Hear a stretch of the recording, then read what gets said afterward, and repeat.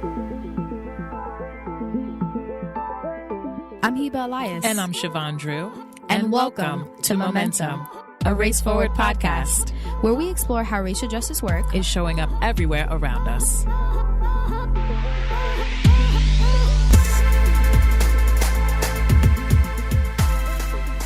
Hiba. Chevon, what's going on, girl? Well, what's going on the day of this recording will be different than what's going on when people listen. Yep. But what's going on today is that people are gearing up for Juneteenth. What else is going on today? Oh, today, the Supreme Court of the United States affirmed that LGBTQ people are covered and protected by the anti-discrimination employment laws. What else went on? This weekend, there was a huge march in Brooklyn for Black trans lives. Almost 15,000 people. Yep. Almost 15,000 people marched in New York this weekend.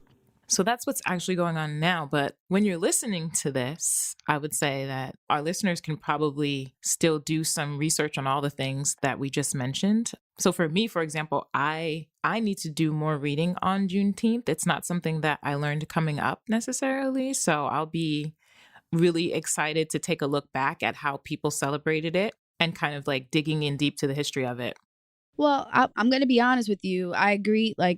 It hasn't been taught to us in our schooling, right? Like, this is something that we've learned outside of school, where for me, I'll speak for myself, that this is something that I've learned outside of school. It's also called Freedom Day or Jubilee Day. And it's the emancipation of the last remaining enslaved African Americans. And that happened on June 19th. 1865. So a lot of Black Americans across the nation come together during this day to kind of just celebrate being Black and being free. Yes, agreed, Hiba. It's a chance for us all to educate ourselves. And if folks have been educated by people who are oppressing them, like it shouldn't be a shock anymore that sometimes there are just things that historically you don't know. You know, there are a lot of things that I need to look up and read up on. I'm looking at people's responses regarding what's been going on with the Supreme Court. For example, I see that Congresswoman Ayanna Pressley says in a tweet, "Today, the Supreme Court announced that it will not review the unjust doctrine of qualified immunity. It's critical that Congress pass my bill to end qualified immunity." So that's interesting, because if the Supreme Court is rejecting a case or cases that challenge qualified immunity for police officers, like that's something we can go look up, right? As people are having discussions about police and policing and Black deaths in police custody and the lack of convictions on the other side when things are taken to court. Like, I think a lot of us can probably look up qualified immunity and start educating ourselves on that. Add that to Juneteenth for my list. And then also it's interesting to see people responding to the Title VII ruling.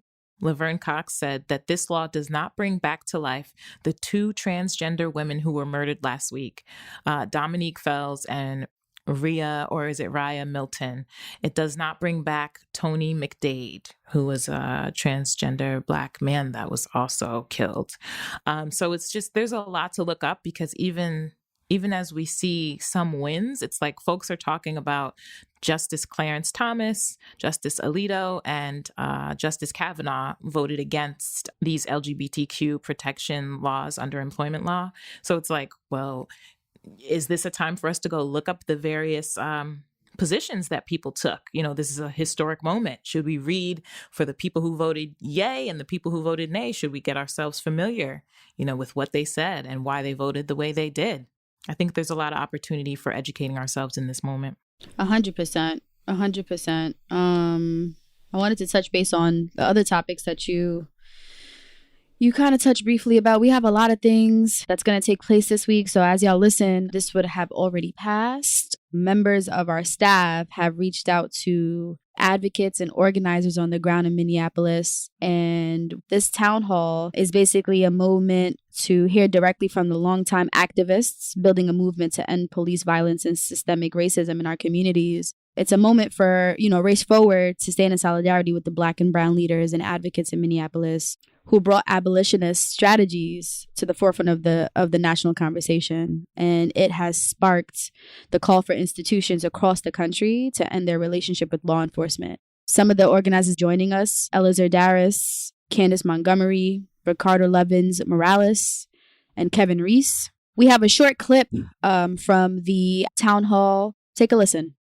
Change for a really long time, and going past like the sort of cookie crumb organizing that oftentimes we fall into because of the desperation that our communities are put in due to systemic oppression. But for me, like when I think about defund, I think about the other end of defund. I think about the community engagement process that Minneapolis is going to need to be in for the next year, defining what safety looks like for us. And what I will say is that, yes, it actually means, Miriam Kaba, I think, had a really great op-ed on this. It actually means defund. It actually means get rid of the police. What I am not interested in, or anybody is really interested in that is like working with us, is cops with T-shirts instead of uniforms. We are here for creating ways that folks who have professional and cultural competency to address the many different issues, conflicts, and harms that have happened in our community are able to be called, right? But no longer are we calling the police. And I think that we can make that transition now. I think that the reforms that we are seeing happen on a policing level have really inspired the minds and really triggered the imaginations of the masses in terms of what is possible.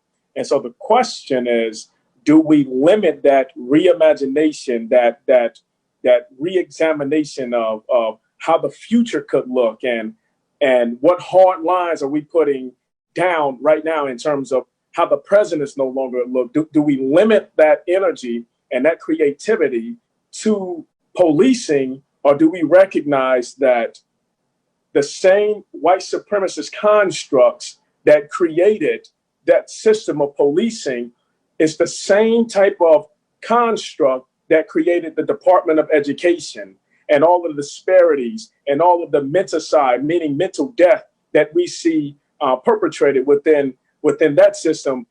It's the same construct that we see in the Department of Family Services, whereas they're snatching our young people out of Minneapolis, St. Paul, St. Louis, Milwaukee, Atlanta, and they're shipping them out into the rural parts of those states, farmed out, turned into profit dollars for white families whose farms most likely have shut down. And so this is an opportunity to profit off of Black misery, right? And so to me, the question of moving beyond policing and looking at the whole system, it is literally just that, looking to draw hard lines of eradications and saying, you know what, we're just not going anymore. We're not going, and checking it at every last single front and attempting to eradicate and break it down every last single opportunity that we get. A full clip of the town hall will be available on our Race Forward website. That's raceforward.org. And you can refer back to the notes within this episode description to get the direct link. Yes. So that conversation, it's a long-standing conversation around abolishing policing. Defunding the police is currently the hashtag that I see being used a lot, as well as a headline that I see. For me, it leads to more homework. I personally was not necessarily raised in an abolitionist home in terms of the framework of what that means. I'm seeing a lot of opportunities for me to dig in and find out what Black organizers of the past and the present have worked toward in terms of what policing is and should it exist, and if so, in what way. So I was looking on Colorlines and I see that there is an article. It's interesting that it was framed in terms of orange is the new black, because, of course, as we know, culture and pop culture brings to the forefront discussions as well. You know. Right? So whether or not, folks are a fan of that particular show is neither here nor there for me personally. But that was the framing in terms of people were talking about prison who weren't talking about it before, because some folks were introduced to various concepts through that show. And the article is titled Angela Davis Talks Orange is the New Black, Prison Abolition. I was reading this because I'm like, I wonder, what are the archives and Colorlines saying about abolition? Like, what are some of the things that they've written up? And I guess this was when Angela Davis was back at UCLA, 45 years after having been let go or fired from there.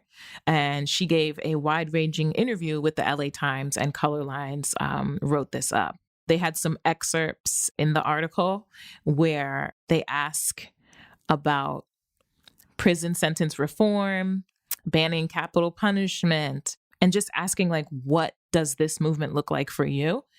And one of the quotes is, "I've associated myself with the prison abolition movement. That does not mean I refuse to endorse reforms. There is a very important campaign against solitary confinement, a reform that is absolutely necessary. The difference resides in whether the reforms help to make life more habitable for people in prison, or whether they further entrench the prison industrial complex itself. So it's not an either or situation." So I just suggest that folks join me in looking up this story and maybe digging in even to the original interview as well. So we'll include that in the show notes, but I just thought it was a good jumping off point for me to learn a little more about reform versus defunding, and like, not that they're all in opposition to each other. I'm not sure that they are, frankly, right? So I would be doing my own research into this and starting to learn more about the various positions that people take and the suggestions and demands that people have. So New York City has the biggest police budget in the country, Chevon. We're at $6 billion. And apparently the New York Police Department budget is cutting into other programs that I think are much far necessary for the development of the youth. They're cutting into the youth and community development, which funds after school programs, such as the programs that I was able to take part of, which is the music programs, dance programs, all of these things, which in my opinion keeps kids out the streets, right? When you keep kids occupied within school and extracurricular activities, that is a way for them to not be involved in anything within the street or any interaction with the police at that. Right. It's also cutting into literacy services and summer youth programs, right? Summer youth programs I found was essential in New York. And I know anyone that's from New York that's listening right now can attest to that.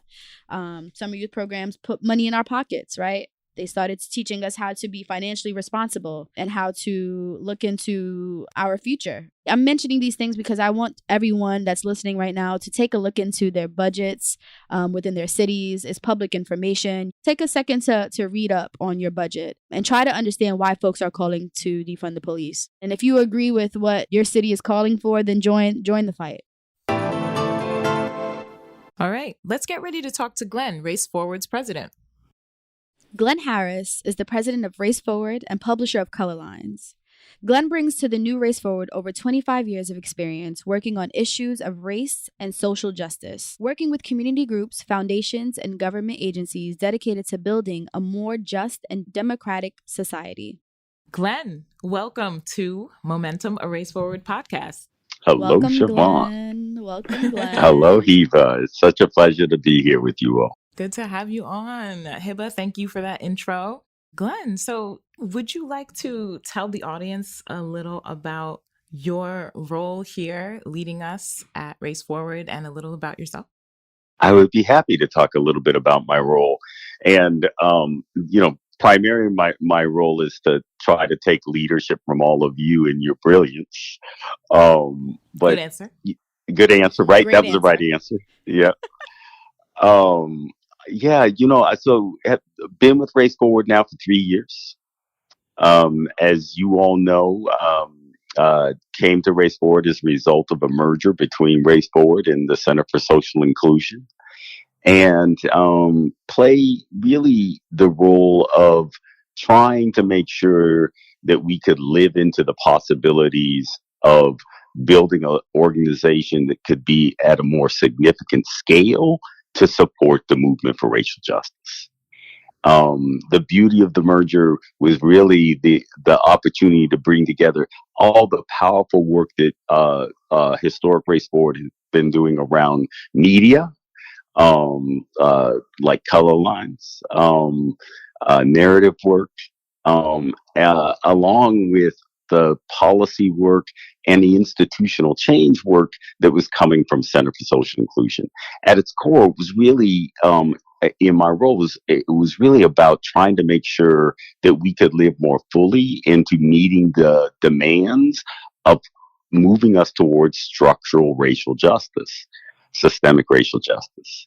And so in my daily role, I get the pleasure of representing the organization across the country, supporting the work of Colorlines, our departments, which are narrative arts and culture, institutional and sectoral change, movement capacity building, and our research department. And I also, of course, have the great privilege of doing a lot of fundraising to make sure that we can do the work that we do. Nothing major. Yeah, just a little job. Nothing major. Just leading one of the largest racial justice organizations. It's nothing, you know. That's it, right? That's what we do on Mondays, right? That's how we get started. I mean, have you had water today? This is just be a check-in for. Has everyone had some water? Yes, right. We are here. All right. Thank you for sharing, Glenn. So we just wanted to, banter with you a little bit today. I know you're a busy man. The moment that we're in right now is a very monumental moment. It is indeed. It's a very important moment. I would love to hear what you think in regards to the future of Race Forward and us as a racial justice organization, but also as a nation, right? And this, it's a current state that not only our nation is in, but worldwide. Folks worldwide are experiencing this in the same moment, which is why it's so prevalent and primary. To your point about the moment, it's the question. It's the most important question. And maybe I'll start with where you started, which is, where should we be going? What's important to lean into in this moment? And that one is actually a really simple answer, which is we need to be leaning into what's happening in the streets, right? We need to be leaning into the voices that are demanding justice for George Floyd, that are demanding that Black Lives Matter. And to your point, the beauty of it is, I think sometimes, when we think about things like democracy, we get confused about what it is. Right? We think about elections, we think about governance and, bureaucracy. But the truth is this moment is what a just multiracial democracy looks like in action. And in that way, we find ourselves in a deep inflection point as a nation, right? We're facing this trifecta of crises, right? We've got police and state sanctioned violence. We've got COVID, and we're in the midst of an economic collapse. And at the core, we're really just naming that the social contract is broken. It's been broken. And we have communities of color demanding a new social contract that centers our health and well-being and pivots us all towards life and towards a deeper sense of democracy. I think in this moment, it's so important to remember that, democracy is just a Greek word that means power to the people. You know what I'm saying? And in this moment, that's what we're seeing in real time. Right? And so really the idea, the concept of democracy is that we all have the power to determine our futures, our own future. And as we know in doing this work, Race Forward's been doing this work now for pushing up on 40 years.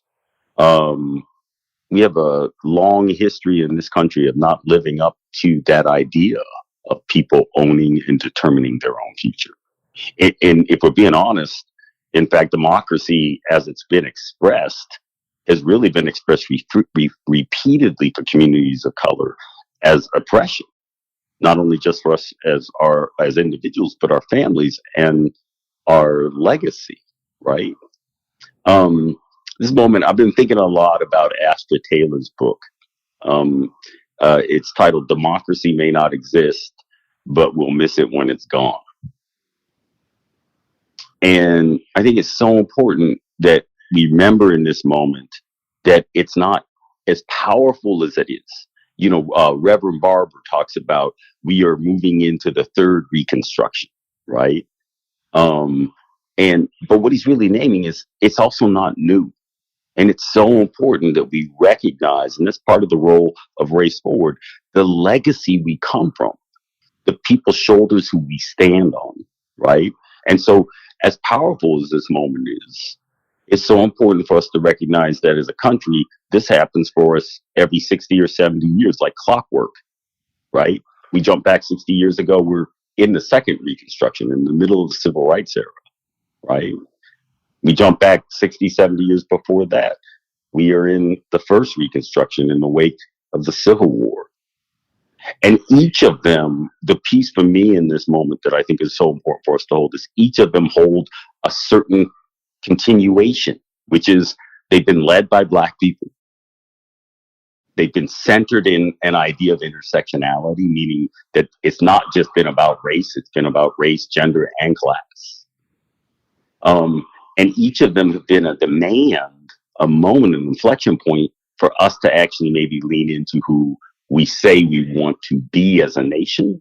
And I think, as you named, Hiba, in a way that I think the world is hoping that maybe we can express. And all of that is rooted in fundamentally just our failure to address our original sin, which is, Native American genocide, the taking of the lands, and the enslavement of Black people. So all of that is just to say, as critical as this moment is, I think it's essential that we root ourselves in our history because it's what brought us to this moment. And that we listen to the folks in the street because that's what gives us the possibility of our future. Okay, so Glenn, you said so much. I mean, I was taking notes there. Democracy may not exist, but we'll miss it when it's gone. I'm going to be looking for that book. It's a good book, really. So, Hiba, you talked so much about the moment that we're in, and the moment consists of a lot happening at the same time. So, wondering if we can move toward asking Glenn a bit about COVID-19 in our communities, and maybe talking about how Race Forward has responded to the global pandemic and its results, what has been going on in terms of in the United States. Yeah, before we even open up the floor, Glenn, I just want to name that Race Forward has done a fantastic job with honoring their staff and taking good care of their staff during this time. I've had many friends come to me and basically in shambles and expressing to me that they are without a job or that their company is considering laying off numerous people during this time because they weren't well prepared for something like this. And I think that's a crucial thing for all organizations and companies to consider, especially even during the protests, right? Like, it's one thing to release a statement and letting the public know that we stand in solidarity with, our Black communities, our POC communities, but it's one thing to act on it, right? And I feel like in this moment during COVID, Race Forward has released statements, but has also acted on it in terms of making sure that their staff was well equipped with anything that they needed and also well funded in case of any emergencies. So I want to give my hats off to you, the executive team, and the entire Race Forward staff with just being in the moment, being present with one another and taking care of one another with grace.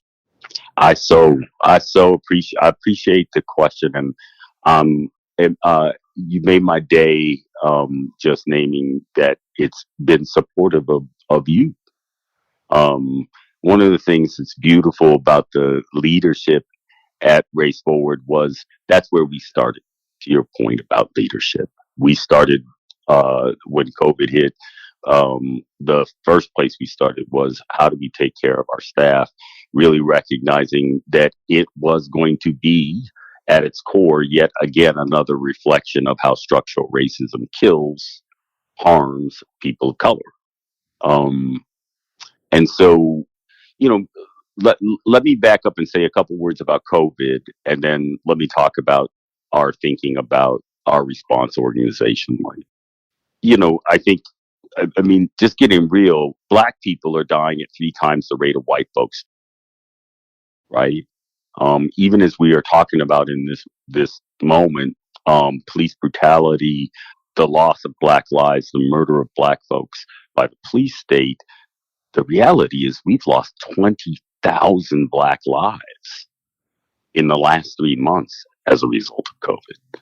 And that is as much a manifestation and an expression of structural racism as the realities we are seeing with policing in America. One of the stats that was just heartbreaking to me is that's 1 in 1,600, 1,700 Black people in the United States have died from COVID. The reality is that communities of color have borne the brunt of COVID-19, whether we're talking about death or infection rates, whether we're talking about greater instances, as you named, Hiba, of economic loss from closed business and closed opportunities.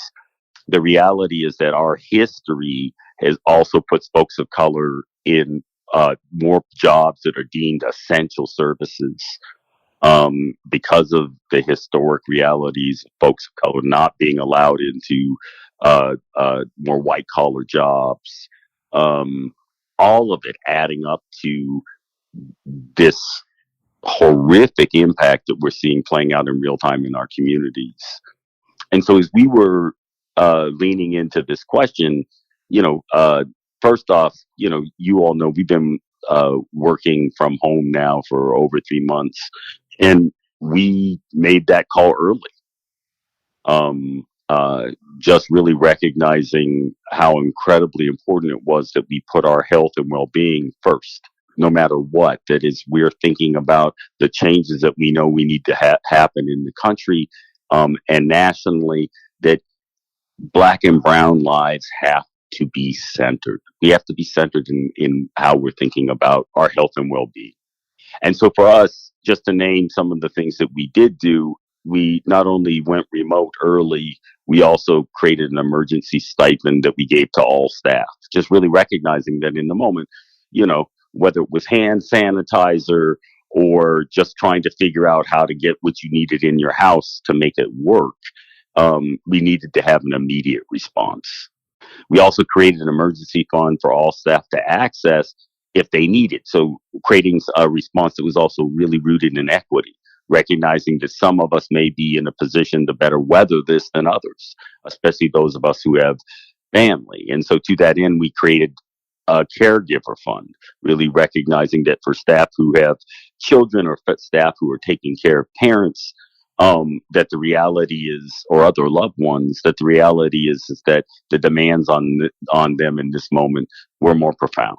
And then lastly, we moved to a flexible 4-day work week, just recognizing how disruptive all of this has been in our everyday lives. And you named, for me, I think the piece that we tried to lean into is that what does it mean for us to provide social and emotional supports?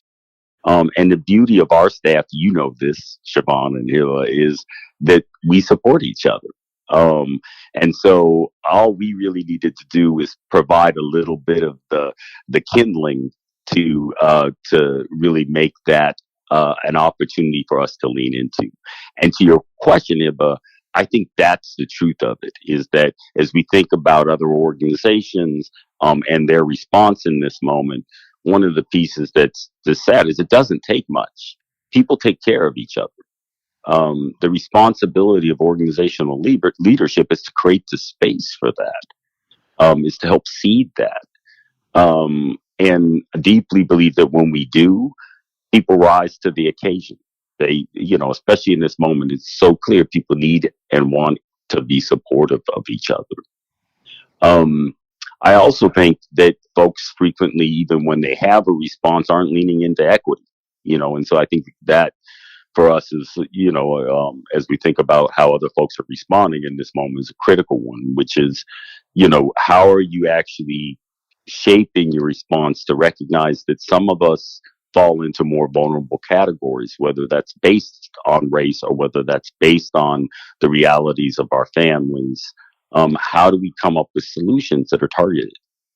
And it's essential that we do it.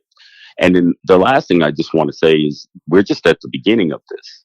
The reality is that the impacts of COVID, not only in terms of health impacts, are going to extend out into 2021 and also economically.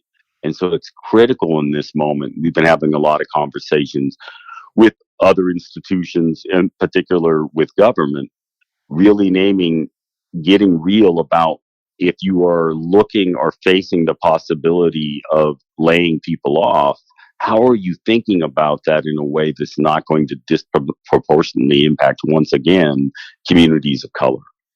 So, what are your strategies for really thinking about how you do that in a way that results, at least in a more equitable outcome? And how are you leaning into what are the supports that we're providing for folks as we're facing the realities of layoffs, of unemployment at record high rates? So I think in this moment, the truth is that the essential questions that folks should be asking themselves is who is most burdened in this moment, and how are we investing the resources we do have to support them? Thank you, Glenn. I've definitely taken advantage of some of the offerings that Race Forward has put forth to try to give us an opportunity to take some care of ourselves and our families.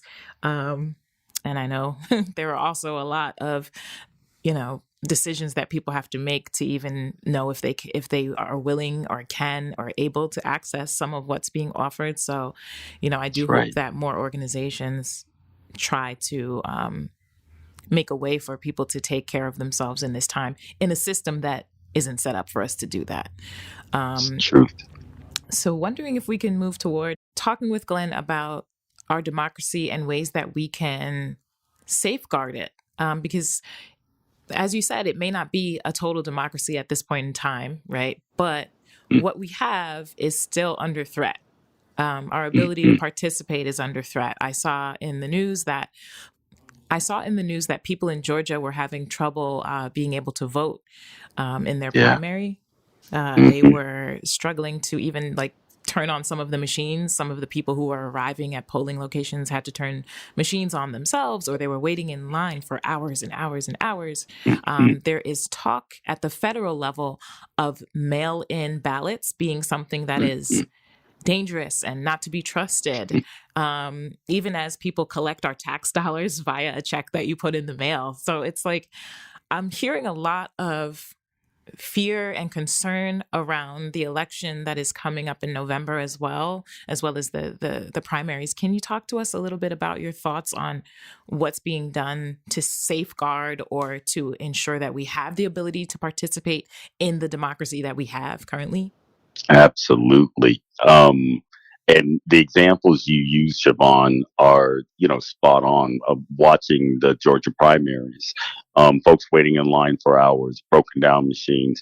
And to be clear, it's easy to look at that and imagine that part of that is just sort of rooted in a breakdown of bureaucracy. And the truth is that is a targeted effort, as you named, that's coming from the White House down. And it really is a reflection of our history and the moment. As we diversify more as a nation, and this, the reality is that for the right, it means increasing pressure around losing elections. And, we are a 501c3 nonprofit.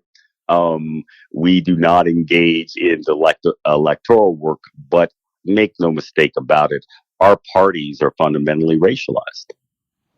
And in that way, the push we see coming from the White House and from the right is really about suppressing Black and brown vote as a way of winning elections, as a way of stealing elections.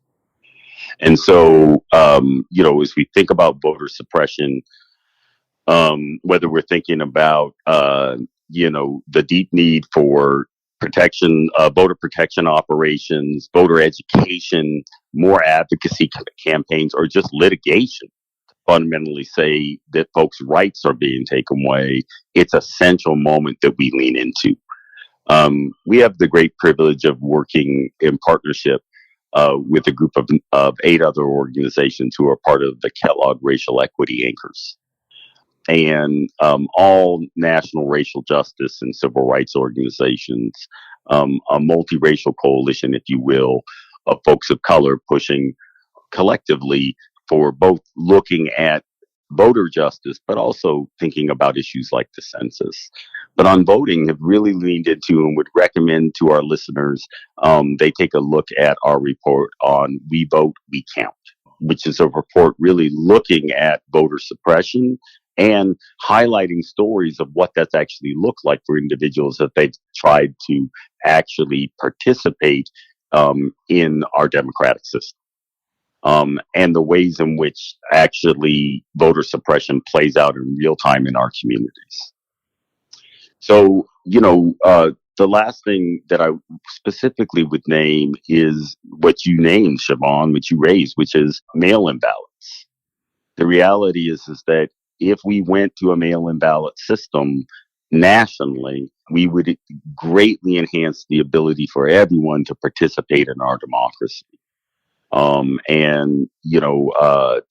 The person in the White House who's saying that we should be concerned about the realities of mail-in ballots is actually does a mail-in ballot himself, right? We know mail-in ballots actually work. There are many states across the country that use a mail-in ballot system. And we know that they are much more inclusive and open up greater opportunity for everyone to participate. I wanted to, where I want to end is I wanted to lift up one of our senior fellows, Eric Ward. And Eric Ward is the executive director for Western State Center. He's a senior fellow for us at Race Forward. He's also a senior fellow with the Southern Poverty Law Center. And he recently released a piece titled The Authoritarian State or Inclusive Democracy, and would encourage folks to hunt it down. It's a list of things that people can do right now to lean into our democracy. And I just wanted to highlight 3 things that he lifted up. That one, now is the moment to recognize just how precarious our democracy is and to get real about taking action. Second, that we need to honor the grief and anger that the public is feeling over the recent lynchings of Black Americans, many at the hands of law enforcement, and that we should be supporting the global protests for justice. And then third, if you believe that Black Lives Matter, then you should be supporting the goals being established by the Movement for Black Lives. You need to respect Black leaders who have lived this reality their whole lives. You need to educate yourself and others on the connection between police brutality in America and the fine and loan forgiveness programs. Need to be thinking about supporting universal basic income and other forms of reparations as outlined by the Black-led Movement for Justice. So that's, where I would end is for folks who are looking in this moment, not only to express themselves at the ballot, but to express themselves in the streets. Would really encourage folks to go to our friends at the Movement for Black Lives and look at their list of demands and get real about how you can support them. Oof. So last episode we spoke about allowing Black people to feel how they feel, right? And however that comes out, it comes out. But now this is a more structural, strategic way of going about this moment. So thank you for sharing that, Glenn. So as I'm closing out and saying goodbye to our listeners, I want to express a deep set of gratitude to Chevon and Hiba for bringing us in with the Momentum podcast into the top 100 of Apple Podcasts, and recognizing in this moment how essential it is that we are lifting up as Race Forward Black voices, and am so proud of the fact that we are lifting up 2 Black women and their voices in this moment.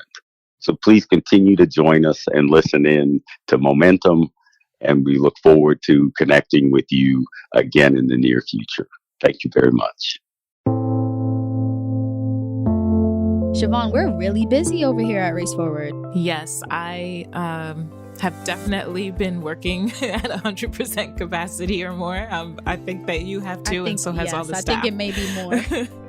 So, salute to everyone that is on staff and working so hard. This work is always being done, but in this moment, there is a renewed interest in systemic solutions in the work of government and how government can be a part of changing the face of racial justice in this country institutionally. So we've definitely been having more interest in our trainings. If you visit raceforward.org/trainings, you can see some of the dates. I think that some of them are selling out while I'm speaking, actually. We really appreciate it. We're so glad that folks are moved to action, not just with Race Forward, but with various actions that they can take across the country. I really want to thank our listeners as well. We know that we don't have all the answers. We appreciate Race Forward, our producer, that we have the space to discuss and to learn. And we want to thank you for listening and subscribing and learning along with us. And we look forward to even more guests.